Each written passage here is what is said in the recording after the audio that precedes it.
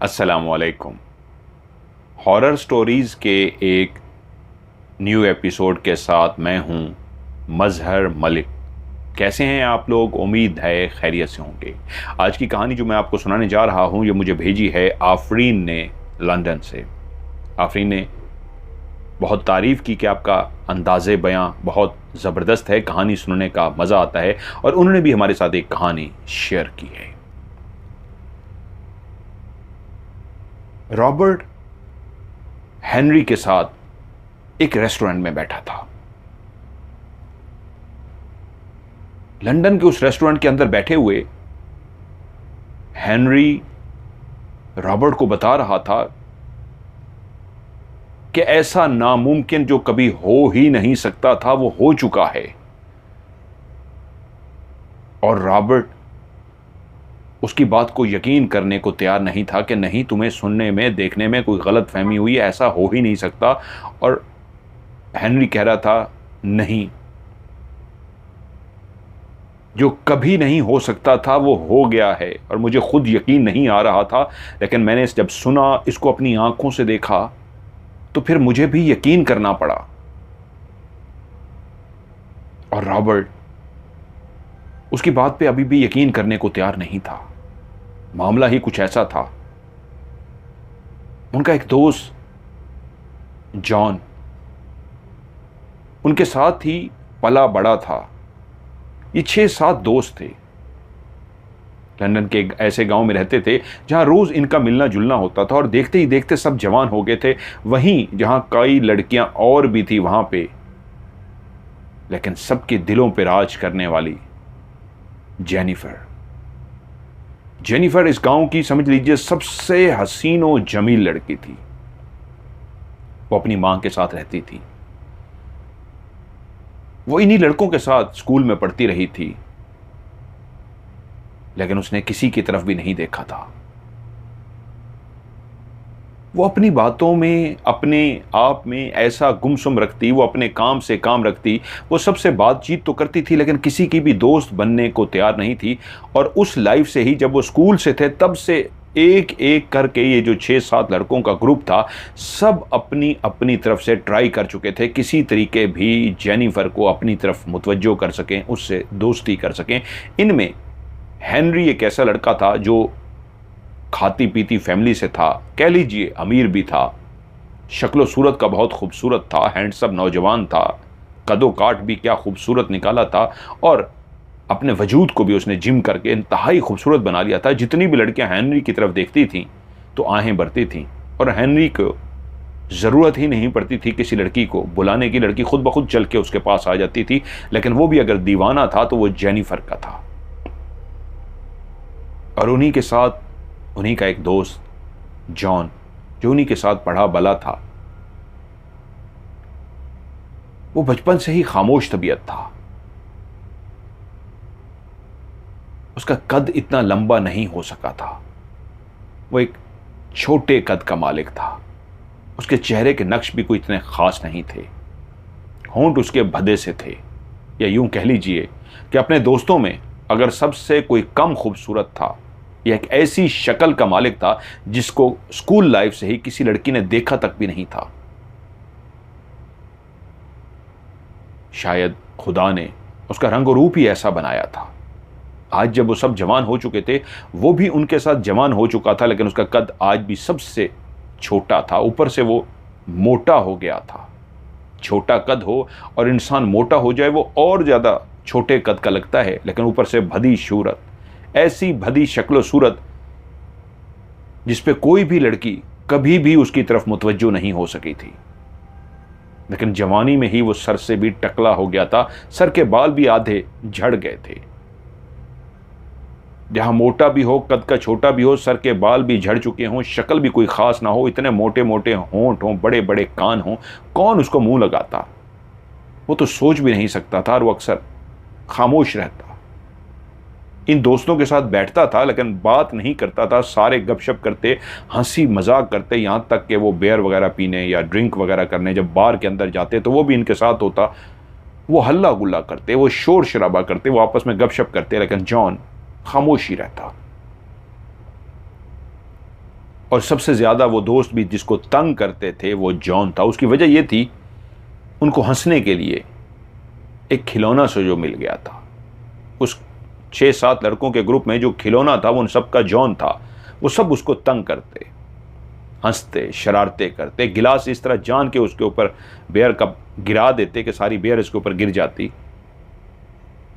कभी खाना उसके ऊपर गिरा देते, लेकिन वो आगे से खामोश रहता, लड़ता नहीं था। और सबसे बड़ी बात जिससे उसको वो डराते थे वो था खौफ।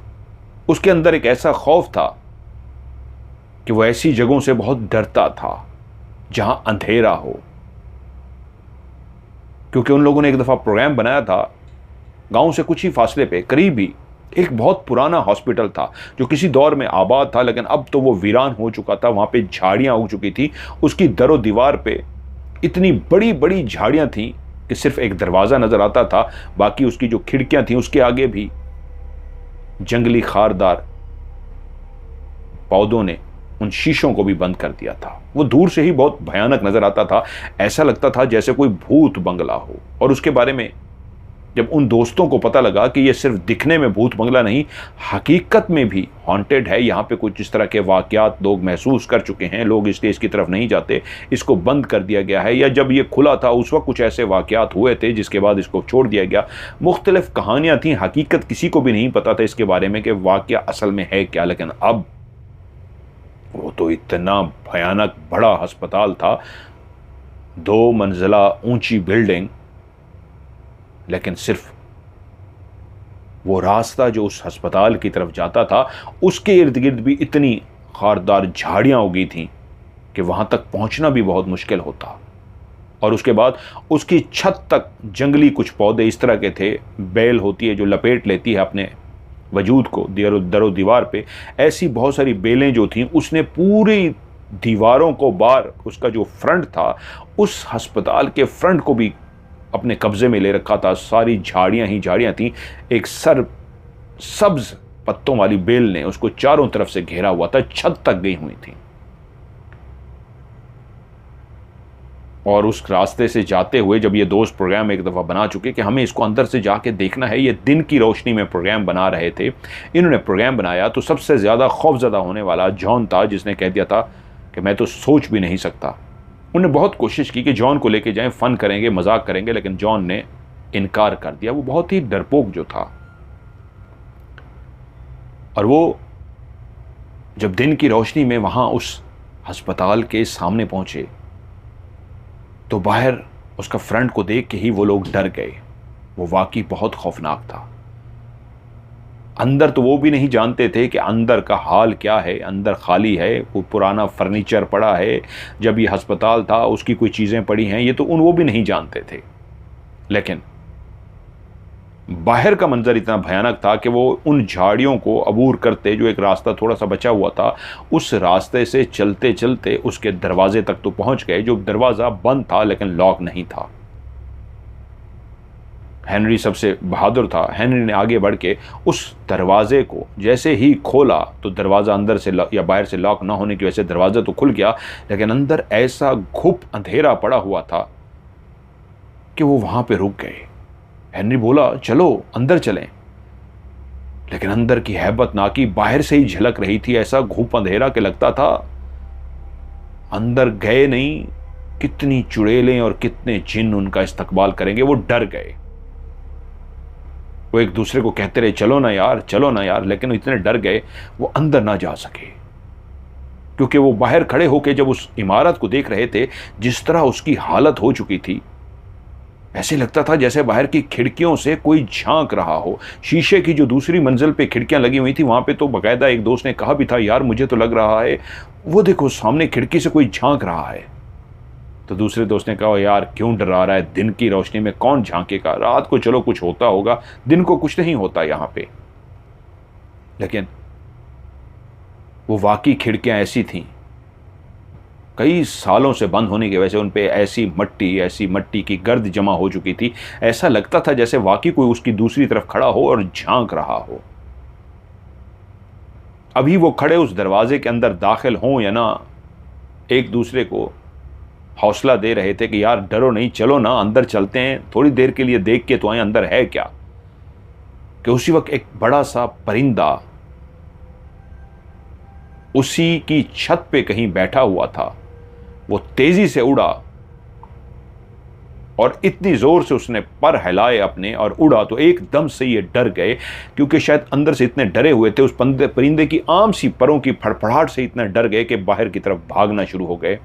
सिर्फ हेनरी वहां पे खड़ा रहा। सारे भाग के वहीं चले गए जहां शुरू में वो आके खड़े थे और उसके फ्रंट को देख रहे थे और फैसला कर रहे थे जाएं या अंदर ना जाएं। तो हेनरी भी चलता हुआ बाहर आ गया और उनसे बोला, यार तुम लोग तो इतने डरपोक हो, कोई परिंदा था ऊपर जो उड़ा है, इर्द गिर्द आखिर दरख्त हैं इतना ज्यादा, यहाँ पे परिंदे तो रहते हैं, कि सारा दिन परिंदों को उड़ता हुआ नहीं देखते हो, परिंदा क्या उड़ा, तुम लोग डर के भाग ही आए यार। दोस्तों ने कहा नहीं यार हमने अंदर नहीं जाना। ये लोग वापस आ गए। लेकिन अक्सर अब भी जब बैठते थे तो उसके बारे में बातें करते थे, एक दूसरे को बताते थे कि मैंने सुना है, अपने पापा से सुना है कि वो एक दफ़ा उनके दोस्त वहाँ से गुजर रहे थे, उन्होंने उसके दरवाजे के बाहर बाकायदा किसी को खड़े हुए देखा था। ये शाम का टाइम था, वो बताते हैं। जब उस बड़े से दरवाजे के बाहर उन्होंने किसी को खड़े हुए देखा, पूरा अस्पताल तो बिजली तो है नहीं, अंधेरे में डूबा हुआ था, लेकिन उनको नजर आया कोई इंसान खड़ा है, तो वो हैरान से हुए कि ये कौन है और यहाँ पे क्या कर रहा है। वो कुछ देर के लिए रुके कि इसको देख सकें, लेकिन वो जो भी इंसान था उसने दरवाज़ा भी नहीं खोला और सीधा उस बंद दरवाजे के अंदर चला गया। और वो ये मंजर देख के इतना डर गए कि तेजी से भागे और उन्होंने सबको बताया कि मैंने ये मंजर देखा है। किसी और ने जो इस अस्पताल के बारे में बताया था वो ये था कि उसकी जो ऊपर वाली खिड़की थी, बाकायदा मैंने उसको दिन की रोशनी में खुलते हुए देखा था। किसी ने खिड़की को खोला था और खोलने के बाद खिड़की को बंद कर दिया था। हवा नहीं थी कि खिड़की खुलती, और वैसे भी इतने सालों से बंद खिड़की खुद ब खुद कैसे खुल सकती है, शीशे की भारी खिड़की, लेकिन वो खुली थी और किसी ने बंद किया था। लेकिन वो कहते हैं मैंने बंद करने वाले को देखा नहीं था। अब ऐसी कई बातें उस अस्पताल के बारे में मौजूद थी, लेकिन आज वो वापस आ गए, डर गए थे। उन्होंने फिर से प्रोग्राम बनाया कि एक दफा चलते हैं, जॉन को लेके चलते हैं। जॉन तो पहले ही डरपोक था, भद्दा सा, छोटा सा, मोटा सा, और उसकी जान निकलती थी। उसको जैसे उन्होंने कहा और उस तरफ लेके जाने लगे तो वो दौड़ता हुआ वापस भागा और भाग गया, और वो सारे मजाक उड़ाते रहे। ये वो दोस्त थे जो सब हर वीकेंड पे इकट्ठे होते। अब वो जवान हो चुके थे और फन करते, ड्रिंक वगैरह करते। और आज दो दोस्त हेनरी और रॉबर्ट बैठे थे। रॉबर्ट इन दोस्तों में वाहिद एक ऐसा शख्स था जो शादीशुदा था। उसने बहुत जल्दी शादी कर ली थी, उसके 2 बच्चे भी थे। बाकी जितने भी नौजवान थे उन्होंने अभी तक शादियां नहीं की थी, उन्होंने गर्लफ्रेंड रखी हुई थी। वाहिद एक जॉन था जिसकी कोई गर्लफ्रेंड नहीं थी। स्कूल लाइफ से लेके जब से वो उनका दोस्त बना था, आज तक उन्होंने किसी लड़की को उसके साथ नहीं देखा था। लेकिन जो नामुमकिन बात हुई थी वो जेनिफर, जिसको सब बेइंतहा लाइनें मार चुके थे, पटाने की कोशिश कर चुके थे, किसी को भी उसने घास नहीं डाली थी। इन 6-7 लड़कों के अलावा भी कई और लड़के और थे जो अमीर थे, बहुत बड़े अमीर ज़ादे थे, उनके पास सब कुछ था। उन्होंने भी कोशिश कर डाली थी, लेकिन उस लड़की जेनिफर ने किसी को नहीं मोहब्बत का इजहार किया था, सबकी मोहब्बत को ठुकरा दिया। हेनरी उसको खुद कह चुका था कि उससे शादी करने को तैयार है। तुम जानती हो मैं खूबसूरत हूँ, हैंडसम हूँ, और कई लड़कियां मुझ पे मरती हैं। हेनरी दोस्तों में खाता पीता था, बहुत अमीर कबीर नहीं था, खाता पीता था, शक्लो सूरत का खूबसूरत था। जेनिफर ने उसकी मोहब्बत को भी ठुकरा दिया था। और आज जेनिफर रॉबर्ट को बैठा बता रहा था कि मैंने जेनिफर को जॉन के साथ देखा है। रॉबर्ट कह रहा था तुझे गलत फहमी हुई है, वैसे किसी काम से किसी। उसने कहा नहीं, वो जिस तरह हाथों में हाथ डाल के जा रहे थे और जितने रोमांटिक अंदाज में वो बातें करते हुए जा रहे थे, मुझे खुद यकीन नहीं आया, लेकिन ये सच है। और मैंने दूसरे दोस्त से बात की तो उसने कहा हाँ वो भी देख चुका है। यार मैं तो परेशान हूं, ये कैसे हो गया वो जॉन जिसको आज तक कोई लड़की घास नहीं डालती थी, इस उम्र तक उसके साथ हमारे गांव की सबसे हसीन तरीन लड़की है। यार ये नामुमकिन है। रॉबर्ट ने कहा, बात तो मेरे भी दिल को नहीं लगी, ये पॉसिबल नहीं हो सकता, लेकिन तुमने अपनी आंखों से देखा है तो कुछ ना कुछ तो गड़बड़ है। खैर मैं पता लगाने की कोशिश करता हूं मामला है क्या। कुछ दिनों बाद बाकी दोस्त भी वहीं इकट्ठे हुए। जॉन उनमें नहीं था, तो वो बोले, हाँ यार ये बात सच है। आजकल जॉन और जेनिफर दोनों इकट्ठे हैं और इस तरह वो फिरते हैं जैसे वो एक दूसरे को लवर हों। मैंने उनसे कहा, ठीक है, तुम जानते हो ना मुझे शौक भी है जरा जासूस बनने का, तो ज़रा कोई बात नहीं, जासूसी कर लेते हैं, इसका ज़रा पता लगा लेते हैं, मामला है क्या। उस वक्त मेरे पास, रॉबर्ट कहते हैं, बाइक थी, हेनरी के पास गाड़ी थी और जॉन के पास अभी तक कोई गाड़ी नहीं थी, ना ही कुछ बाइक था। पैसे में भी जॉन सब दोस्तों से, ये जो ग्रुप था, सबसे कम पैसे वाला कह लीजिए, शक्ल सूरत भी, भदा भी, कद भी, छोटा मोटा भी, और पैसे में भी सबसे कम जॉन ही था। और वो इतनी खूबसूरत लड़की उसके साथ थी, क्या हुआ कोई नहीं जानता था और सब बेचैन थे। वो जॉन आजकल उनसे मिल भी नहीं रहा था, वो वैसे भी काफी अरसे से दोस्तों से कट गया था। लेकिन ये नामुमकिन था जो कुछ सुनने में आया था। रॉबर्ट कहता है, मैं एक दिन, मेरी बीवी ने कहा कि मैं बच्चों को लेके अपनी अम्मी अब्बू की तरफ जा रही हूं, तो आप खाना वगैरह बाहर से खा लीजिएगा। मैंने कहा ठीक है। मेरी बीवी चली गई, मैंने अपना बाइक निकाला और शाम का टाइम था। मैं खाना खाने के लिए होटल की तरफ जैसे ही जाने लगा तो मैंने देखा, रास्ते में ही पहुंचा था कि जेनिफर और जॉन सड़क के किनारे खड़े हैं, मुझसे काफ़ी फासले पे। उन दोनों ने मुझे नहीं देखा था। उन्होंने एक टैक्सी को रुकने का इशारा किया और टैक्सी जैसे ही रुकी वो दोनों उसके अंदर बैठ गए। वो जिस अंदाज में खड़े थे उसी लम्हे ही मैंने देख लिया था, हाँ ये तो मोहब्बत में है, एक दूसरे से प्यार कर रहे हैं, ये तो स्टाइल ही ऐसा था।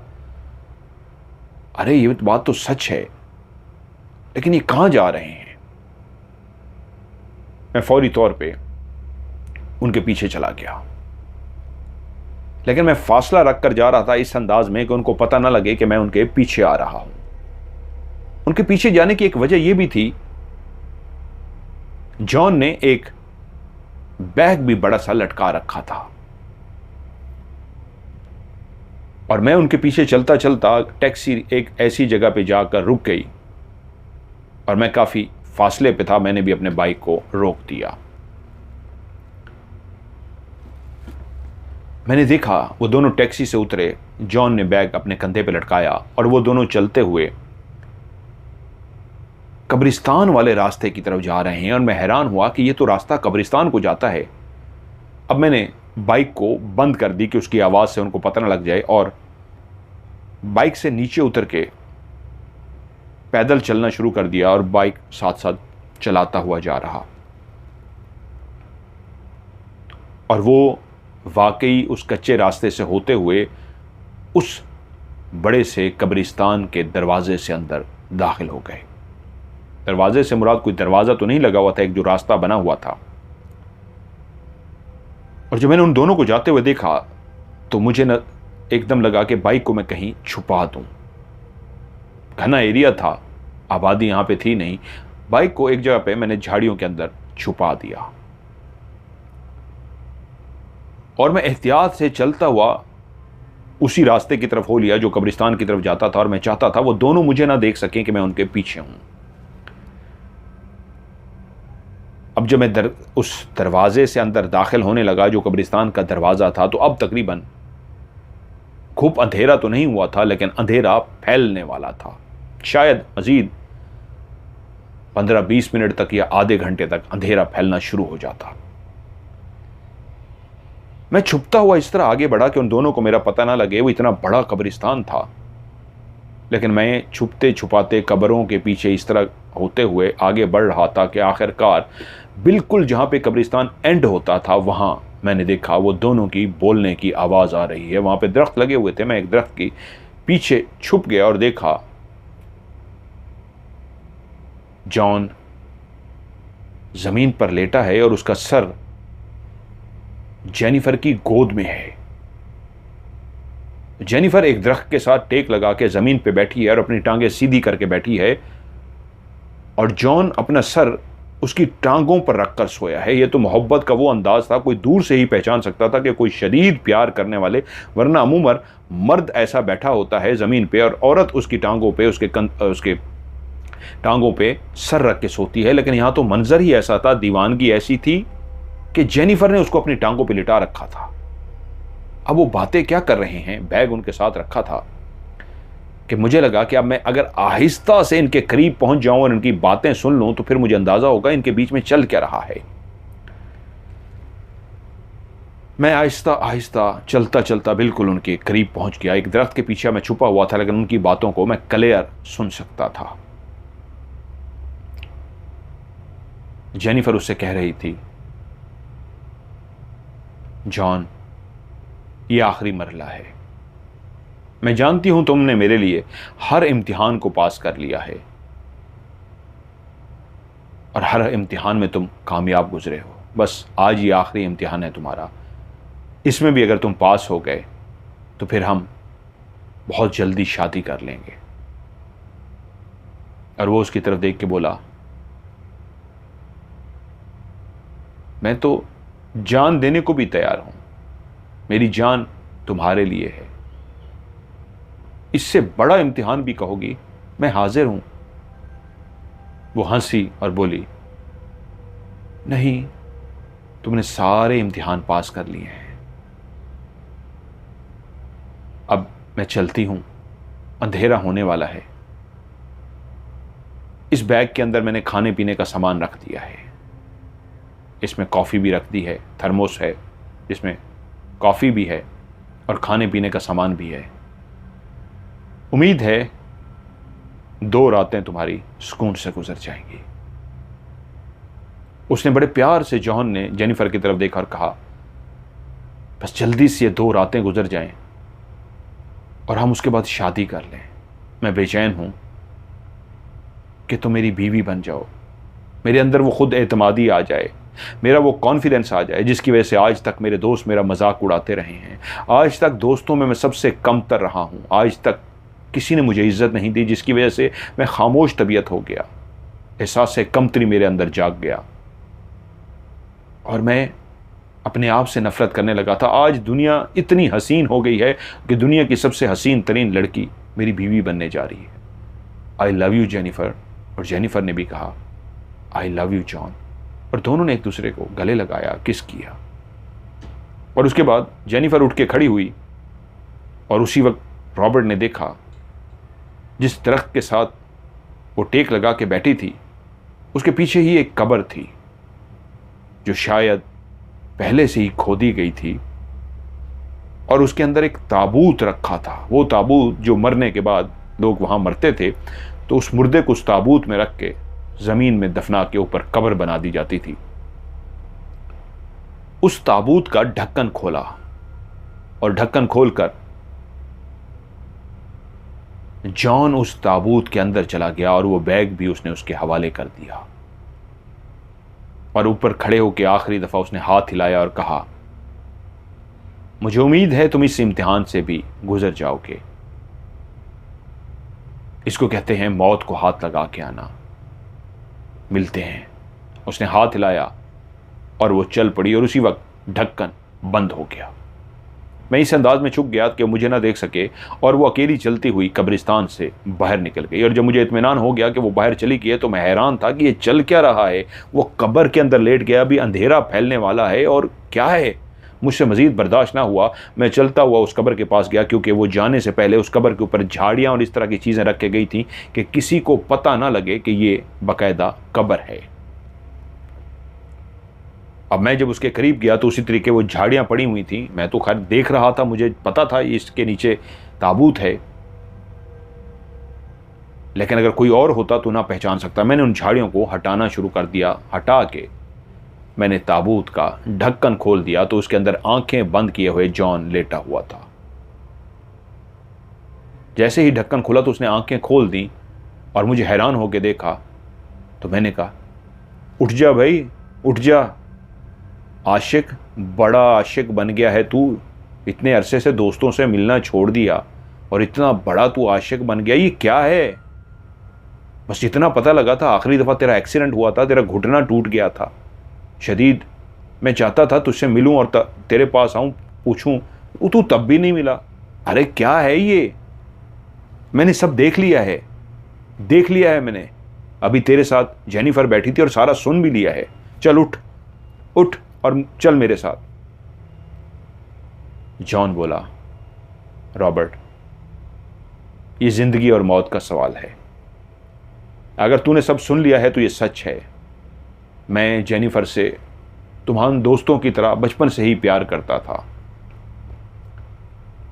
और जेनिफर भी मेरी कज़न होने के नाते कभी कभी मुझे देख लेती थी, लेकिन वो भी उसी तरह जिस तरह बाकी लड़कों को वो देखती थी, लेकिन मैं कभी भी इजहार नहीं कर सका था। उसकी वजह ये थी कि सब लड़कियां मुझसे दूर रहती थी, तो जेनिफर तो इस गांव की खूबसूरत तरीन लड़की थी, वो कहाँ मुझसे प्यार करती, लेकिन देखो आज वो मुझसे प्यार करती है। मैं हर इम्तिहान मैंने पास कर लिया है।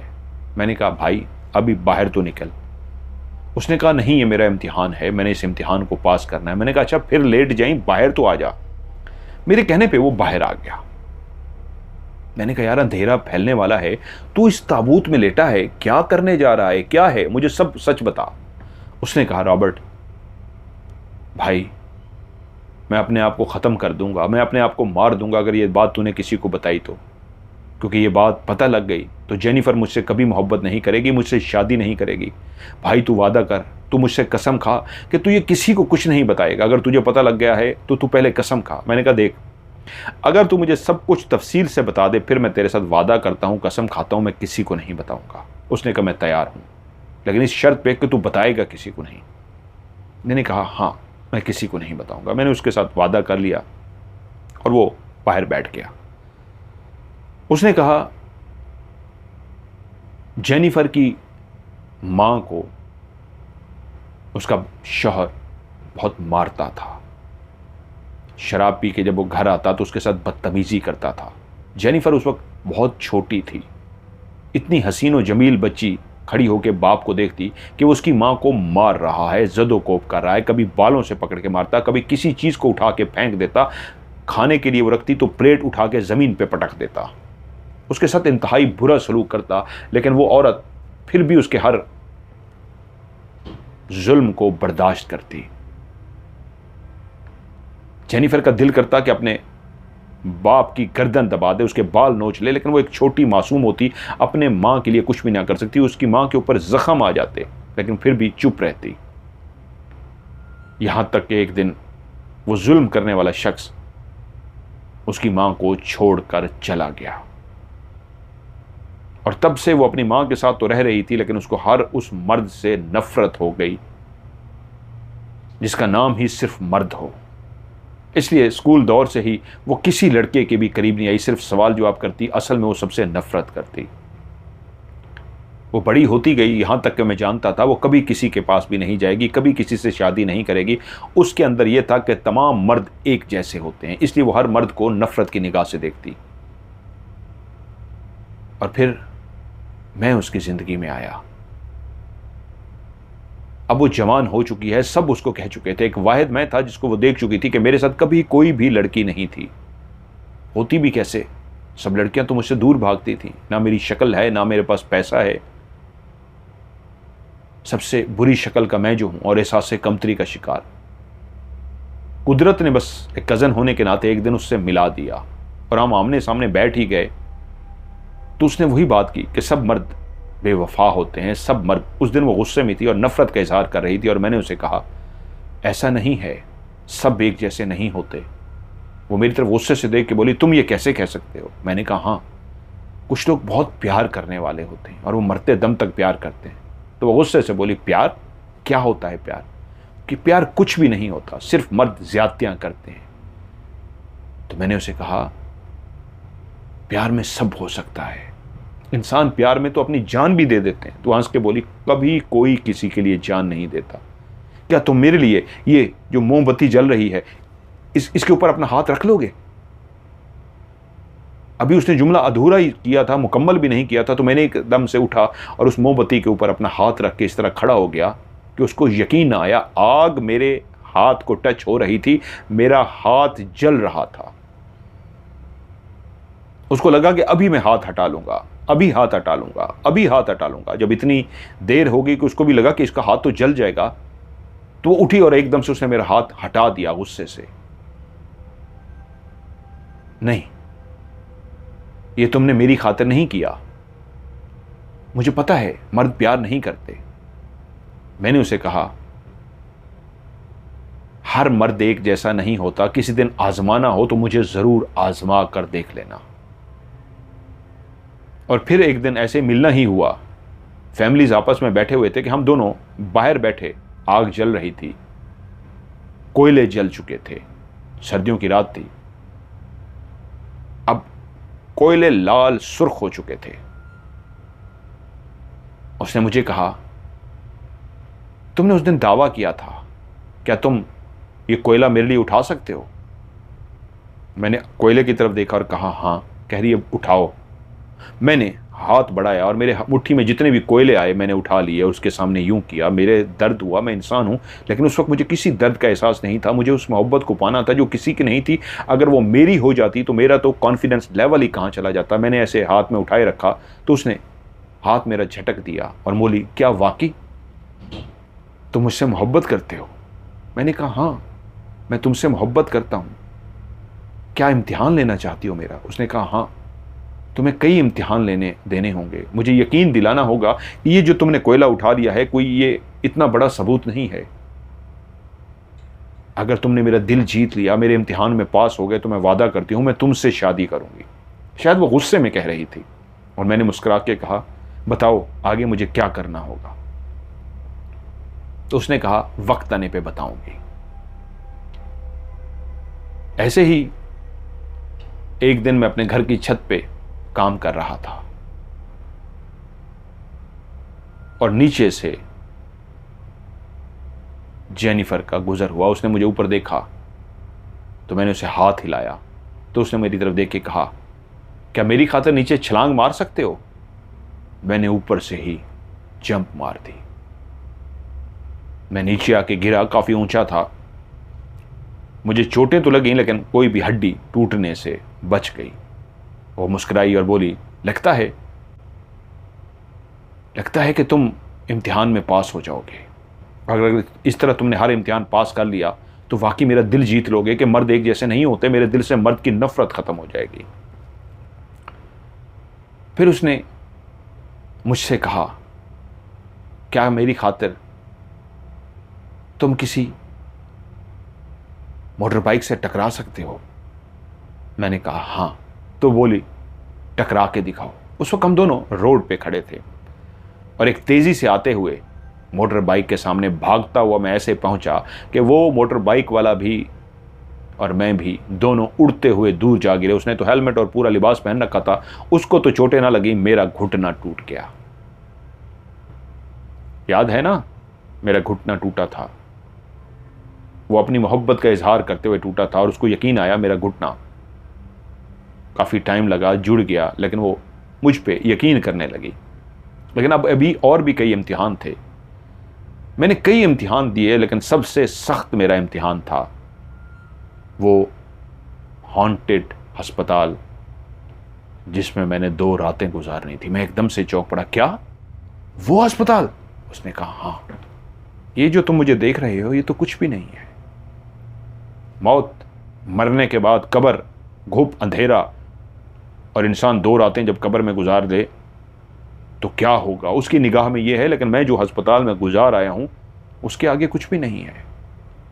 मैंने कहा, क्या सच कह रहा है जॉन, तूने उस अस्पताल में? उसने कहा, हाँ, मैंने कई मोहब्बत के इम्तिहान पास किए हैं। अब वो मुझसे प्यार करने लगी है, हम दोनों बहुत प्यार करते हैं। और अगर आज ये जिस कब्र में मैं लेटा हूं, अभी लेटूंगा, इसमें मैं 2 दिन गुजार लिए तो फिर वो मुझसे शादी करेगी। और मुझे पता है मैं आराम से गुजार लूंगा, क्योंकि मेरे अंदर जो खौफ, जो डर था, तुम लोग जानते हो कितना ज़्यादा था। उसकी मोहब्बत में मैंने उस अस्पताल में 2 रातें गुजारनी है और मैं बेचैन था कि मुझे बताए कैसे तो उसने बताया, जब उसने मुझसे ये फरमाइश की कि मैं जानती हूं, मुझे पता है कि तुम बहुत डरपोक हो, तुम्हें बहुत डर लगता है, और मैंने सुना है वो जो अस्पताल है वो हॉन्टेड है। क्या तुम मेरे प्यार में, मेरी मोहब्बत में 2 रातें और 2 दिन वहां पे गुजार सकते हो? मैं चौंका, मेरे लिए भी ये बहुत मुश्किल था, और वही एक फैसले की घड़ी थी। बाकी जो कुछ मैं कर चुका था वो इतना मेरे ऊपर खौफ था, किसी ऐसी जगह पे रातें गुजारना मेरे लिए बहुत मुश्किल था। वहां पे तो मैंने देखा था, दिन को इतना खौफ है तो रात। लेकिन मुझे ये पता था कि मेरी ज़िंदगी इसके बगैर बेमकसद है। अगर मैं यहाँ पे कहता हूँ मैं नहीं जा सकता तो ये मुझे ठुकरा देगी, तो कौन मुझसे शादी करेगी? अगर ये मुझसे शादी कर लेती है, मैं ज़िंदा वहाँ से बच के आ गया, तो इसका शौहर बनूंगा। इसका शौहर बन के जब इस गाँव में फिरूंगा तो सारे दोस्त मुझ पर देख के रश्क करेंगे, मेरा कॉन्फिडेंस लेवल बढ़ जाएगा, मेरा एहसास कमतरी ख़त्म हो जाएगा। ऐसी ज़िंदगी जो मैं जी रहा हूँ उससे तो मैं अक्सर कहता हूँ मौत अच्छी, और अगर मरना ही है तो अपनी मोहब्बत के लिए क्यों ना मरूँ? अगर उसी हॉन्टेड जगह पे मौत लिखी है तो ठीक है, बच गया तो जेनिफर, मर गया तो मौत है, तो बेमौत मरने से बेहतर है बेमौत मरूं, किसी मकसद के तहत मरूं। मैंने हामी भर ली। जेनिफर मेरे साथ गई। हम दिन के टाइम गए थे और वो मेरे लिए खाने पीने का सामान लेके आई थी कि ये खाने पीने का सामान है, इस अस्पताल को बाहर जंजीर डालकर मैं ताला लगा दूंगी, चाबी मेरे पास होगी। 2 दिन के बाद, यानी 2 रातें तुम वहीं पे गुजारोगे, 2 दिन और 2 रातें, और अगले दिन मैं आऊंगी, ताला खोलूंगी और तुम बाहर आओगे। मैंने हामी तो भर ली, लेकिन मैं जानता था मेरे अंदर क्या चल रहा है। लेकिन जब मैंने ये फैसला कर लिया था कि मरना तो है, मैं तो कई दफ़ा फैसला कर चुका था, इतनी बेमकसद ज़िंदगी जहाँ पे इज्जत नहीं, एहतराम नहीं, कोई गर्लफ्रेंड नहीं, कुछ भी नहीं, तो मर क्यों ना जाऊँ? तो मैंने फैसला किया जब मरना है तो बहादुरी से क्यों ना मरूँ। मेरे अंदर खौफ था, मेरी टांगें कपकपा रही थी, मेरे दिल की धड़कन तेज थी। लेकिन मैं जब उस अस्पताल के सामने पहुंचा, मैंने उसको एक निगाह देखा तो मैंने एक दिल में यही कहा, अगर आज मेरी मौत इस अस्पताल में लिखी है तो मैं यहीं मरूंगा, और अगर नहीं तो मुझे कुछ नहीं होगा। हम दोनों चलते हुए उन झाड़ियों से, जो बड़ी बड़ी झाड़ियां थी, उसके दरवाजे तक पहुंच गए। वो बैग मेरे पास था जिसमें 2 दिन का खाने पीने का सामान था, और एक छोटी सी टॉर्च, इतनी जो ना होने के बराबर कि मैं अगर खाना वगैरह खाना चाहूं तो वो टॉर्च जला लूं। जब उसने दरवाजे पे पहुंच के मुझे देखा तो कहा, फिर भी सोच लो, ये बहुत मुश्किल इम्तिहान है। मैंने उसकी आंखों में देखते हुए कहा, जेनिफर, तुम्हें हासिल करने के लिए अगर मुझे मौत की सूली पे भी चढ़ना पड़ा, फांसी पे भी लटकना पड़ा, तो मैं लटक जाऊंगा। ये क्या है? मैं अंदर जा रहा हूं। अगर मैं जिंदा आ गया तो तुमसे शादी करूंगा, अगर मैं मर गया तो ये याद रखना, मैं तुमसे बेइंतहा मोहब्बत करता था, और मैं तुमसे इतनी मोहब्बत करता था कि अपनी मोहब्बत की खातिर मैं इस जगह में भी चला गया जो बहुत ज़्यादा डरता है, ऐसी जगहों पे कभी नहीं जा सकता, लेकिन ये यकीन दिलाने के लिए कि देखो कितना मैं तुमसे इश्क करता हूँ, जुनून करता हूँ, कि मौत को भी गले लगाने को तैयार हूँ। अब रुको मत, ये जगह ठीक नहीं है, बाहर से ताला लगाओ और 2 दिन बाद मेरा इंतज़ार करना। मैं अंदर चला गया। उसने बाहर जंजीर डाला, उसको ताला लगाया, और वो तो चली गई। लेकिन जब मैं अंदर दाखिल हुआ तो अंदर घुप अंधेरा था, मेरे दिल की धड़कन ऐसी तेज थी, बैग मेरे हाथ से गिर गया। अभी दिन था तो इतना घुप अंधेरा था जैसे आधी रात का मंजर हो उसके अंदर। मेरी टांगें कांप रही थी। मैं चलता हुआ थोड़ा सा आगे गया। ये शायद अस्पताल का वो हिस्सा था जिसके आगे जाके कोई शायद रिसेप्शन बनी हुई थी। मैंने टॉर्च को इतनी देर के लिए जला लिया कि अगर मुझे रात को यहाँ पे रहना है तो टॉर्च को बंद ही रखूं। अभी दिन की रोशनी है, अभी थोड़ा सा देख लूं कहाँ बैठूंगा, कहाँ लेटूंगा, रात तो ऐसे गुजारनी है। मैं वहां बैठ तो गया, लेकिन खुदा जानता है कि मेरे ऊपर क्या बीत रही थी। अभी मुझे वहाँ पे गए हुए शायद 2 घंटे हुए थे या 3 घंटे, ये तो सही तरीके मुझे नहीं पता, कि मुझे कोई चीज़ गिरने की आवाज़ आई। ऊपर कहीं से कोई चीज़ ज़ोर से गिरी थी और उसकी ज़ोरदार आवाज़ आई थी। मैं डर गया। और मैं उस बंद अस्पताल के अंदर अकेला, जहां पे 2 रातें मैंने गुजारनी थी और अभी 3 घंटे में ही एक आवाज ने मुझे दहला दिया था। तुम सोच सकते हो मेरे ऊपर क्या बीत रही होगी। रात हो गई, मैं घुप अंधेरे के अंदर बैठा हुआ हूं। अब मेरी आंखें घुप अंधेरे में इतनी देखने की आदी हो गई हैं कि हल्का हल्का मुझे मंजर नजर आ रहा है, ज्यादा क्लियर नहीं, लेकिन इतना घुप अंधेरा है कि कुछ समझ नहीं आती। कि मैंने खाना निकाला। जब मैंने खाना खा रहा था, क्या तुम यकीन करोगे, आधा खाना मैंने खाया और मेरी आंखों के सामने आधा खाना गायब हो गया। यानी उस बैग के अंदर 2 दिन का खाना था, एक टाइम का जो मैंने खाना निकाला था, मैं खा रहा था और नीचे जब उसको रखा तो मैंने देखा मेरा खाना नहीं है। मैंने टॉर्च जलाई, हाथ मार कर देखा, वहां पे खाना नहीं था। क्या तुम सोच सकते हो मेरे ऊपर क्या गुजरी होगी। और उसी वक्त मेरे कान में एक कहका सुनाई दिया, बहुत ही हल्का सा कहका। उस घुप अंधेरे अस्पताल के अंदर उस रात के टाइम कोई हल्का सा हंसा था और मैं डर कर खड़ा हो गया। फिर उसी लम्हे मेरे अंदर से आवाज आई, जॉन तू डरेगा तुझे और डराएंगे। तू डरपोक है, हमेशा से डरपोक है। जब तू इतना बड़ा फैसला कर चुका है तो तू जितना डरेगा ये और ज्यादा डरा देंगे, बहादुर बन। मैंने अपने आप को हौसला दिया और फिर से बैठ गया। मैंने और खाना नहीं निकाला, जितना खा चुका था बस खा चुका था। आधा मैंने खाया था, आधा गायब हो गया। मैं बैठा रहा। आधी रात हो गई।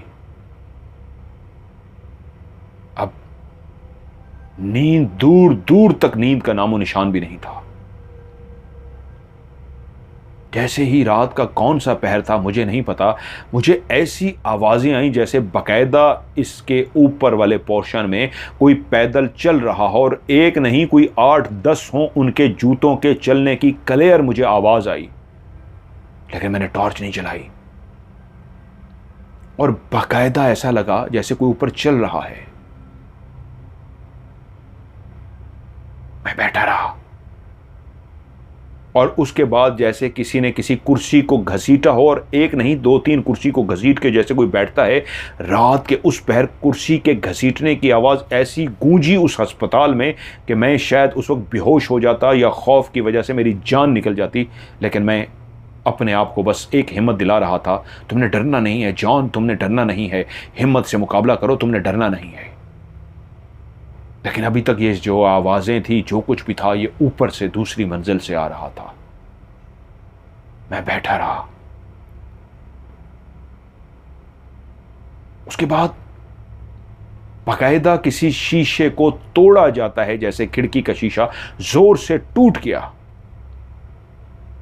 और एक बच्ची के रोने की आवाज आई। छोटी बच्ची, जैसे कोई 6-7 साल की बच्ची रोती है, ऐसे शीशा टूटा और उसके रोने की आवाज आई। मेरी जान निकल गई। मैं बैठा रहा, यहां तक कि क्या होता रहा, मैं अपने औसान खो बैठा। यकीन मानोगे, मुझे लगा कि मजीद चंद जो घंटे गुजरे थे मैं बैठे बैठे बेहोश हो गया था शायद। उस शीशा टूटने के बाद पहले ही मेरे अंदर इतना खौफ आ चुका था उनके चलने का, कुर्सियों को घसीटने का, कि उसके बाद जब वो खिड़की टूटी और एक लड़की की रोने की आवाज आई, चीखने की आवाज आई, तो मैं बैठे बैठे शायद बेहोश हो गया। गिरा नहीं, मैं दीवार के साथ ऐसे टेक लगा के बैठा कि बेहोश हो गया था। और जब मेरी आंख खुली तो मैंने देखा मैं घुप अंधेरे में हूं और बाहर परिंदों की आवाजें आ रही हैं। शायद ये दिन हो चुका था। बाहर दिन था लेकिन अंदर तो रात थी, घुप अंधेरा, लेकिन बाहर की आवाजों से लगता था जैसे अब बाहर दिन है। मैंने डरते डरते इर्द गिर्द देखा, सब कुछ वैसे ही था। मेरा बैग वहीं पे पड़ा था, जो खाना एक रात गायब हो गया था, सिवाय उसके और कुछ नहीं हुआ था मेरे साथ। मैंने और खाना निकाला, खाना खाया।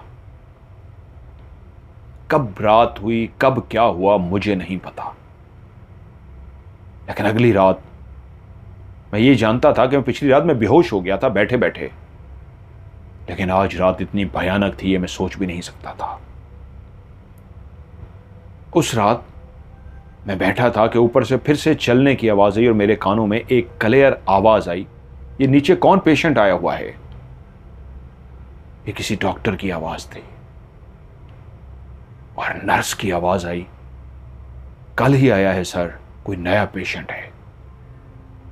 तो डॉक्टर ने कहा ठीक है, ऑपरेशन थिएटर को रेडी करो, उसका ऑपरेशन करना है। तुम सोच सकते हो मेरे ऊपर क्या गुजरी होगी। कल तो मैं ही आया था, ये तो सालों से बंद था और मेरे ऑपरेशन की बातें हो रही थी कि मेरे कानों ने एक आवाज को सुना, किसी चीज के चलने की आवाज। मैंने उसी वक्त इतना डर गया कि खड़ा हो गया और मैंने टॉर्च जला ली। वो व्हील चेयर थी जिसपे मरीज को बिठा कर लेके जाया जाता है, वो बिल्कुल सामने मौजूद थी और वो चलती हुई मेरे पास आ रही थी। वह मुझे लेने के लिए आ गए थे। वो अकेली चलती हुई आ रही थी, उसके साथ कोई भी नहीं था। और वो चलती चलती जब मेरे करीब आई तो रुक गई और मैं थर थर कांप रहा था। उसी वक्त मैंने अपनी आंखों के आगे बाजू रख लिया और जोर से मैंने चीखना शुरू कर दिया, मुझे मत मारो, मुझे मत मारो, मैं किसी से बहुत प्यार करता हूं। उस प्यार की खातिर मैं यहां आ गया हूं, उसको यकीन दिलाना चाहता हूं, मैं उसे बेइंतहा प्यार करता हूं। मुझे जिंदगी में कुछ भी नहीं मिला, मैं अपने आप को मारना चाहता था। मुझे मौत से अब भी डर नहीं लगता। तुम मुझे मारना चाहते हो, मार दो, मैं डरने वालों में से नहीं हूं। हाँ, मुझे अंधेरे से डर लगता था, लेकिन अपनी बदकिस्मती पे, अपनी शक्ल पे, अपने हुलिये पे, अपनी गरीबी पे इतना गुस्सा आता था, दिल करता था कि अपने आप को मार डालूं। लेकिन आज मुझे जीने का एक सहारा मिला है। आज पहली दफा जिंदगी खूबसूरत लगी है। वो लड़की जेनिफर मुझसे प्यार करती है, मैं उसको यकीन दिला दूं कि मैंने यहां रातें गुजार ली हैं तो मुझसे शादी कर लेगी। तुम मुझे मारना चाहते हो, मुझे मार डालो, मेरा ऑपरेशन मत करो, मुझे वैसे ही मार डालो, आओ मुझे मार डालो। मुझे पता है यहां कुछ है, मैंने कल सुन लिया था, देख लिया था, लेकिन मुझे जीना है, मुझे अपनी जेनिफर के लिए जीना है। और अगर तुम्हें मुझे मारना है तो मार दो, और अगर मुझे मोहलत देते हो मैं अपनी मोहब्बत को सबूत दे सकूं तो मुझे माफ कर दो, मुझे मत मारो। और मैं अपनी आंखों पे ऐसे हाथ रख के क्या बोलता रहा, कितनी देर बोलता रहा मुझे नहीं पता, कि मैंने आंखें खोली, टार्च जला के देखा तो वो व्हील चेयर जो मेरे सामने आई थी वो वापस जा चुकी थी। कब गई थी उसकी कोई आवाज नहीं आई थी। उसके बाद मेरे आंसू बह रहे थे, मैं रो रहा था खड़ा, और उस वक्त मैं तैयार हो गया था शायद मौत से ना डरने वाला। उस वक्त भी मुझे मौत का डर नहीं था, लेकिन यह था जेनिफर मुझसे चली जाएगी, और शायद मैंने रो रो के यही उनको कहा था कि जेनिफर मुझसे चली जाएगी। मुझे मौत का डर नहीं है, मुझे अपनी मोहब्बत को यकीन दिलाना है कि उससे मैं कितना प्यार करता हूं। ऐसी जगह पे अभी आ गया हूं। उसके बाद कुछ ना हुआ। वहां नीचे मैं बैठ गया, मैंने खाना भी नहीं खाया, और कितनी देर ऐसे बैठा रहा मैं नहीं जानता। हाँ, उसके बाद भी कई आवाजें आई, लेकिन उन आवाजों से मैं नहीं डरा। किसी के चलने की आवाज, किसी के हंसने की आवाज, किसी के बोलने की आवाज, लेकिन वो इतनी मध्यम थी, इतनी दूर दूर थी, जब मेरे कानों के करीब कोई भी आवाज नहीं आई। यहां तक कि मैं ऐसे बैठे बैठा कुछ खाया पिया, मुझे ये भी होश नहीं, मैं ऐसे बैठा रहा कि मेरे कानों में एक आवाज आई। कोई बाहर जंजीर खोल रहा था, कोई दरवाजे के बाहर मौजूद था। दूर होने के बावजूद इस घुप अंधेरे के अंदर मैं कैसे बैठा, क्या हुआ, कुछ नहीं जानता। जब दरवाजा खुलने की आवाज आई तो मैं एकदम से खड़ा हो गया। जेनिफर आई होगी, मैं जिंदा बच गया हूं, जेनिफर मेरी है, मैं जेनिफर से शादी करूंगा, मेरी मोहब्बत जीत गई। मेरा खौफ डर गया और मैं खड़ा हो गया। जेनिफर ने दरवाजा खोला और उसने कहा, जॉन, जॉन, क्या तुम मुझे सुन सकते हो? मैंने वहीं पे खड़े हुए कहा, जेनिफर, मैं तुम्हें सुन सकता हूं। वो बोली, बाहर आ जाओ, प्लीज बाहर आ जाओ, मुझे डर लग रहा है। वो डर रही थी। मैंने जल्दी से वो बैग उठाया और बाहर की तरफ गया। मैं जैसे ही बाहर गया मुझसे लिपट गई। यह पहला मौका था कि मुझसे लिपट रही थी कि मुझे डर लग रहा है, चलो यहां से, तुम्हारी मोहब्बत जीत गई है, तुमने सबूत दे दिया है, लेकिन हमें यहां नहीं रुकना, चलो यहां से। हम वहां से जल्दी से बाहर आ गए। लेकिन अब उसको मेरी मोहब्बत पे यकीन आ गया था, और वो बोली थी, दिन के टाइम यहां पे आते हुए मेरी जान निकल गई थी, और तुमने जिस तरह वहां पे गुजारा है, तुमने वाकई, जितनी तुम डरते थे और तुमने जो सबूत दे दिया है, तुम वाकई मुझसे शदीद मोहब्बत करते हो। लेकिन एक आखिरी इम्तिहान जो मैंने पहले से सोच रखा था कि जो भी मेरी ज़िंदगी में आएगा ये मैं उसको इम्तिहान लूँगी, फिर उसके बाद शादी करूँगी। तुम बाकी तमाम इम्तिहानों में पास हो गए हो, एक आखिरी इम्तिहान। मैंने कहा बस जब दिल करे मुझे कह देना, मैं उस इम्तिहान से भी गुजर जाऊँगा। चलो तुम्हें डर न लगे। मैं उसको ले आया और यूं अब हम इस तरह घूमना शुरू हो गए कि वो मुझ पे यकीन करने लगी थी। उसको यकीन आ गया था कि जो शख्स यहाँ पे 2 रातें 2 दिन गुजार के आ गया है बाकी भी मोहब्बत में कामयाब हो जाएगा। और फिर ऐसा ही हुआ कि आखिरी मेरा इम्तिहान है। 2 रातें मैंने इस कब्र में गुजारनी है। उस कब्र में गुजार आया हूँ। यहाँ क्या होना है, यहाँ तो डर ही कोई नहीं है। तो भाई तूने वादा किया है, मैंने तुझे सब बता दिया है, जा। और मैं 2 दिन बाद अपने इम्तिहान को पूरा करके वापस आ जाऊंगा। मैं उससे वादा कर चुका था, इसलिए वहां से उसी तरह बंद करके झाड़ियां वगैरह उसी तरह रख के चला गया। और उसके बाद मेरी जॉन से मुलाकात ना हो सकी। लेकिन मैं बेचैन था जानने के लिए जॉन कैसा है। तो मुझे हेनरी से ही पता लगा वो बिल्कुल ठीक है यार, खैर है, क्या हुआ है, वो उसके साथ तो खुश है। मैंने उसे कहा हाँ ये सही है, वो दोनों प्यार करते हैं। क्योंकि हुआ ये, उस दिन वो जेनिफर को लेके बाकायदा उसी क्लब के अंदर आया था जहां दोस्तों से मिलना छोड़ गया था, जहां दोस्तों के साथ उसकी आना जाना ख़त्म हो गया था। वो पहली दफ़ा आया तो इस अंदाज में कि जेनिफर ने उसके बाजू को पकड़ा था, जैसे लवर एक दूसरे के बाजू को पकड़ के आते हैं। वो बड़े फ़ख्र से चलता हुआ आया था और उसकी बाहों में जेनिफर की बाहें थीं। और इस बात का सबूत था कि जेनिफर भी आज सबको बताने आ गई थी कि हाँ मैं इसी से प्यार करती हूँ और यही मेरा होने वाला शौहर है। इसलिए वो सबसे मिलने आए थे। और जब उस क्लब में बाकी दोस्तों से मिले तो वहीं सब हैरान रह गए। और जेनिफर ने कहा हाँ मुझे जॉन से प्यार है, मैं जॉन से प्यार करती हूँ। वहाँ पे हल्ला गुल्ला हुआ और पहली दफ़ा आज जॉन मुस्करा रहा था। आज जॉन का कॉन्फिडेंस लेवल आसमान पे पहुंचा हुआ था। जो हमेशा एहसास कमतरी का शिकार रहा था, ज़हीन होने के बावजूद बोलता नहीं था, हमेशा मजाक का निशाना बनता था, आज वो हंस रहा था, शरारतें कर रहा था। ऐसी शरारतें के सारे देख रहे थे जिसको हम तंग करते रहे हैं, जिसको हम रुलाते रहे हैं, आज देखो कैसा चहचहा रहा है। उस लड़की को जो हसीन व जमील लड़की है उसी के साथ शरारतें कर रहा था, उसी के ऊपर वैसी शरारतें कर रहा था जैसी दोस्तों ने उसके साथ की थी। लेकिन कुछ दिनों के बाद मुझे पैगाम मिला एक दोस्त के जरिए कि स्टेशन पे जॉन ने मुझे बुलाया है।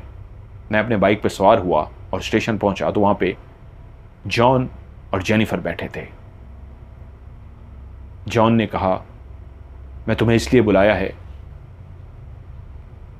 कि मैं अपने एक गांव की तरफ जा रहा हूं, वहां इमरजेंसी में जाना है, वहां मुझे हर सूरत पहुंचना है। और जेनिफर मान नहीं रही। 2 दिन बाद इसकी सालगिरह है और ये अनाउंस कर चुकी है कि सालगिरह वाले दिन ही इसकी और मेरी शादी होगी। तुम्हें इसलिए बताया है कि इसको यकीन दिला सको, तुम पे ये यकीन करती है और किसी पे नहीं करती। और वैसे भी मैं शादीशुदा था, बच्चों वाला था, मुझ पे वो ट्रस्ट करती थी, मैं उसकी इज्जत करता था, उस निगाह से उसको नहीं देखता था, इसलिए वो मुझसे अच्छी तरीके बोलती थी कि इसको यकीन दिलाओ मैं वापस आ जाऊंगा। जैसे ही मेरी मामा की तबीयत बेहतर होगी मैं फौरी तौर पे वापस आ जाऊंगा। लेकिन मैं ये वादा करके जा रहा हूं, सिर्फ आना जाना मैंने करना है। 2 दिन जो शादी का टाइम है उससे पहले मैं पहुंच चुका हूँगा और हम चर्च में शादी कर रहे होंगे। और मैंने उसको यकीन दिलाया जेनिफर को कि ये सही कह रहा है, ये आ जाएगा, जितनी तुमसे ये मोहब्बत करता है मैं इसको जान चुका हूँ, ये आ जाएगा। खैर मैंने उसको मुतमईन किया। जेनिफर ने कहा बस तुम आ जाना प्लीज़, मैं तुम्हें खोना नहीं चाहती, मैं तुमसे बेइंतहा मोहब्बत करती हूँ और तुम्हारे बगैर अब ज़िंदगी सोच भी नहीं सकती गुजारने का। तुम मेरी ज़िंदगी में ना आए तो मैं मर जाऊँगी। दोनों मिले, एक दूसरे से प्यार किया और जेनिफर मेरे साथ आ गई। मैंने उसको घर छोड़ दिया और जॉन चला गया। वो दिन आ पहुंचा जब 9:30 बजे का सबको टाइम किया था कि जॉन और जेनिफर की शादी थी।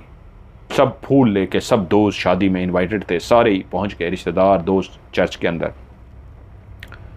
जेनिफर ने बेइंतहा खूबसूरत दुल्हन का लिबास पहन रखा था, वो उसमें हसीन व जमील लग रही थी। वो आधा घंटा पहले आ गई थी, 9:30 बजे का टाइम दिया था। उसने कहा था कि मैं पहली ही ट्रेन पकड़ूंगा, मैं 9 बजे तक पहुंच जाऊंगा। अब सब पहुंच चुके थे, इंतजार था तो सिर्फ जॉन का। यहां तक कि 9:30 हो गए, जॉन ना आया। वो वादा करके गया था कि चाहे कुछ भी हो जाए, मेरा वादा है, मैं जरूर आऊंगा। वो उसको कहती रही थी कि तुम लेट हो जाओगे, एक ऐसा बीमारी है, हो सकता है मजबूरी हो जाए, तुम्हें रुकना पड़ जाए, मजबूरी में हो सकता है हम आगे कर लेते हैं शादी। उसने कहा नहीं, शादी उसी दिन होगी और मैं आऊंगा, हर सूरत में आऊंगा, क्योंकि तुमने सबको अनाउंस किया है, इसलिए उसी दिन होगी। अब 9:30 से एक एक मिनट ऊपर जा रहा था तो सबके लिए बहुत भारी था कि जॉन कहाँ है। यहां तक कि 9:45 हो गए तो जेनिफर मेरे पास आई और मुझसे बोली, शायद पहली ट्रेन उससे मिस हो गई है, वो दूसरी ट्रेन पे आए, वो 10 बजे तक पहुंचेगा, क्या आप जा सकते हैं, उसको जल्दी से लेके आ जाएं ताकि वक्त ज़ाय ना हो। मैंने कहा हाँ, तुम परेशान मत हो, मैं जा रहा हूं। मैंने बाइक स्टार्ट किया और 15 मिनट में ही स्टेशन पहुंच गया। और जैसे ही मैं वहां पे पहुंचा, बाइक खड़ी की और आगे गया तो गाड़ी आ रही थी। ट्रेन को मैंने आता देखा तो रुक गया। ट्रेन के एक एक डब्बे में मैंने झांकना शुरू कर दिया, डब्बे में जाता चढ़ता, नीचे उतरता, अभी उतरेगा अभी उतरेगा, सारा देखा, लेकिन कहीं पे भी जॉन ना मिला। यहाँ तक कि ट्रेन चली गई। मैं खड़ा रहा, यहाँ शायद स्टेशन पे मौजूद हो, मैं देखता रहा, लेकिन वो कहीं पे भी नहीं था। मैं परेशान हो गया। मुझे 15 मिनट लग गए थे। मैंने बाइक स्टार्ट की और तेज़ी से बाइक चलाता हुआ वहाँ पहुँचा तो बाहर एक दोस्त नज़र आया। मैंने कहा यार जॉन नहीं आया। वो बोला जॉन तो आ गया, अंदर है।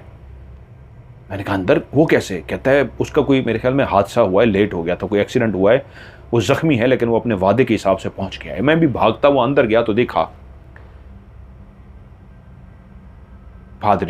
फादर उनका निकाह पढ़ाने जा रहे थे, उनकी शादी करने जा रहे थे। उनके हाथ में बाइबल थी और यकीनन उसने आते ही कह दिया था कि मैं अपने वादे के हिसाब से पहुंच गया हूं। वो बहुत ज़ख्मी था, उसके पूरे वजूद के ऊपर खून ही खून था, उसकी गर्दन भी टेढ़ी हुई थी, शायद उसको यहाँ गर्दन पे भी शदीद चोट लगी थी, उसके हाथों पे भी चोट थी, कपड़े भी खून से भरे हुए थे। लेकिन जब वो पहुंचा तो उसने कहा देर मत करें, हमारी शादी करें। वो उसको देखते ही इस हालत में घबरा गई, बेहोश होते होते बची। वो तो एक लहूलुहान था, लेकिन उसने कहा नहीं, मैंने अपना वादा पूरा कर दिया, मैं आ गया हूँ, ये ज़ख्म फिर ठीक हो जाएंगे, निकाह पढ़ाइए। और यूं मजबूरन फादर ने भी उनके कहने पे, सबके इशारा करने पे निकाह पढ़ाना शुरू कर दिया। वो बाइबल को पढ़ते जा रहे थे, यहां तक कि जेनिफर खड़ी तो थी, लेकिन इस अंदाज में खड़ी थी जैसे अभी बेहोश होकर गिर पड़ेगी। उसको अभी तक यकीन नहीं आ पा रहा था, जो उससे इतना शदीद मोहब्बत करता है, एक्सीडेंट होने के बावजूद पहुंच तो गया था, लेकिन उसको पहले अस्पताल लेके जाना चाहिए था, उसको पहले ट्रीटमेंट देना चाहिए था। लेकिन उसने कहा था नहीं, पहले हमारी शादी होगी, बाद में सब कुछ होगा। और उधर जब उनका निकाह हो चुका तो सब ने उनको मुबारकबाद दी। और उसी वक्त जॉन ने उसका हाथ पकड़ा और उसका हाथ पकड़ के बाहर के रास्ते की तरफ जाना शुरू हुआ। अब उसके बाद उसने गाड़ी में बैठना था और घर की तरफ जाना था, और सब दोस्तों ने उनके ऊपर फूल फेंकने थे जो फूल लेकर आए हुए थे। लेकिन उसकी जख्मी हालत देख के, जो गर्दन तक सीधी नहीं कर पा रहा था, जैसे टूटी हुई गर्दन हो या टेढ़ी गर्दन हो, वो खड़ा कैसे था, उसके अंदर हिम्मत कैसे थी, कोई नहीं जानता था। किसी ने उस पर फूल भी ना पहुंचे कि ऐसे शादी तो हो गई, लेकिन कैसे मुबारकबाद दें, वो इतना ज़ख्मी है, कैसे फूल फेंकें। वो चलते हुए सारे बाहर आए और वो दोनों गाड़ी में बैठ गए। यूं गाड़ी रवाना हुई। मैं और कुछ और दोस्त भी उनके पीछे चले कि इसको हेल्प की ज़रूरत होगी, उनके घर चलते हैं। वो हमसे काफ़ी आगे पहुंच गए और गाड़ी जैसे ही घर के बाहर जाके रुकी, हमने भी वहाँ पे नीचे उतरे और जैसे ही पीछे की तरफ देखा तो पीछे एक खौफनाक मंजर था। जॉन गायब हो चुका था, उसकी सीट खाली थी और जेनिफर सीट के साथ ऐसे टेक लगाकर बैठे थी, आंखें बंद करके, जैसे सो रही हो। मैंने जाके उसको आवाज़ दी, जेनिफर जेनिफर, जॉन कहाँ है, जेनिफर। जेनिफर ने कोई आवाज़ ना दी, यहां तक कि मैं उसके करीब गया और जैसे उसको हिलाया तो वो नीचे लुढ़क गई। और जैसे ही मैंने उसकी पल्स चेक की, नब्ज चेक की, तो पता लगा वो मर चुकी है। ड्राइवर से पूछा गया था क्या तुमने रास्ते में गाड़ी रोकी थी? उसने कहा नहीं, ना ही कहीं गाड़ी रुकी। और अगर वो खुद परेशान और हैरान था कि अगर वो कूद गया या नीचे उतरा या उसने दरवाज़ा खोला, मुझे पता लग जाता। ना ही रास्ते में दरवाज़ा खुला है, ना ही खिड़की खुली है। एक अजीब व गरीब मंजर था। अब पुलिस को बुलाया गया, पुलिस आई और जेनिफर की मुर्दा वजूद को ले गई, उसका पोस्टमार्टम करवाना था। तो पता लगा ना ही उसका गला दबाया गया है, ना ही उस पर तशद्दुद किया गया है, क्योंकि लोग ये समझ रहे थे शायद जॉन उसका गला दबा के भाग गया है और गायब हो गया है। लेकिन उसके ऊपर कोई तशद्दुद के निशान नहीं थे, ना ही उसका गला दबाया गया था, कुछ भी नहीं था। उसको दिल का दौरा पड़ा था और दिल का दौरा पड़ने की वजह से वो मर गई थी। लेकिन हम सब परेशान थे, ये हुआ क्या है? किसी को कुछ समझ नहीं आ रहा था। जॉन कहां गया और ये कैसे मर गई? ये शादी हुई है और ये क्या हुआ है? तो वहां एक खबर मिली, जिस गाड़ी से, ट्रेन से उसने आना था, उस ट्रेन में सवार होने के लिए जब वो पहुंच रहा था तो रास्ते में ही उसका हादसा हुआ, एक्सीडेंट हुआ और वहीं पे ही उसकी मौत वाक़ई हो गई। और उस हादसे की वजह से उसके मुर्दा वजूद को उसके गांव रवाना कर दिया गया था। और जब उसकी लाश पहुंची तो हम सब हैरान ये रह गए कि उसके वजूद को बिल्कुल हमने वैसा देखा जैसा वो शादी के वक्त खड़ा था। उसकी गर्दन वैसे ही टेढ़ी थी, उसके जिस्म पे वैसे ही खून था, हाथों पे वैसे खराशें थी, मुंह पे भी वैसे खून था जैसे हमने उसको शादी के टाइम देखा था। उसका मुर्दा वजूद बिल्कुल वैसा ही था। तो हम सब परेशान इस बात पे थे, ये तो वहां पे मर गया था सुबह 8:15 बजे, और 8:15 बजे ही उसकी 9 बजे तक मौत की तस्दीक हो गई थी। हादसे में वो मर चुका था और उसके बाद एक कार्रवाई करने के बाद उसकी मैयत को, उसके मुर्दा वजूद को वहां से भेजा गया था। तो यहां वो कौन था जो चर्च पहुंचा और उसने उसके साथ शादी की, और शादी के बाद वो उसको लेकर जख्मों की ताब भी, उसको जख्मों ही होने के बावजूद वो खड़ा हुआ, उसने निकाह किया और उसके बाद चलता हुआ आया और गाड़ी में बैठ के गया और उसके बाद गायब हुआ। तो ये सब हमने जब पुलिस को भी बताया तो वो हैरान थी कि ये तो अभी आया है इसका मुर्दा वजूद, ये तो सुबह का मरा हुआ है, ये तो आ ही नहीं सकता।